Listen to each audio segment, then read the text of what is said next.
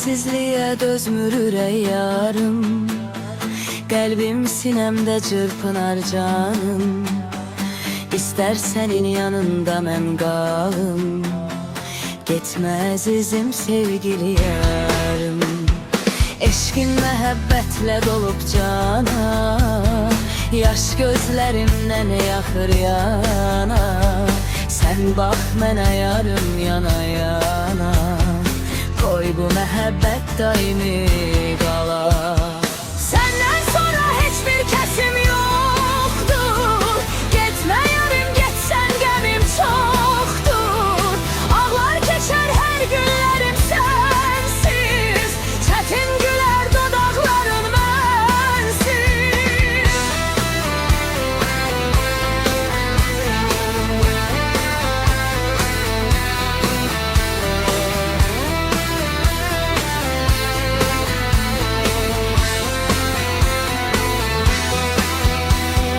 Sən verdiyin güllər soldu məndə, qəmli baxışlarım qaldı səndə. Gəl gəl yarım bir də gülüş gəlsin, mənə gülüş müjdəsini versin. Yandım alışdım eşqinə yarım, dərdə düşüb sənsiz mənim canım.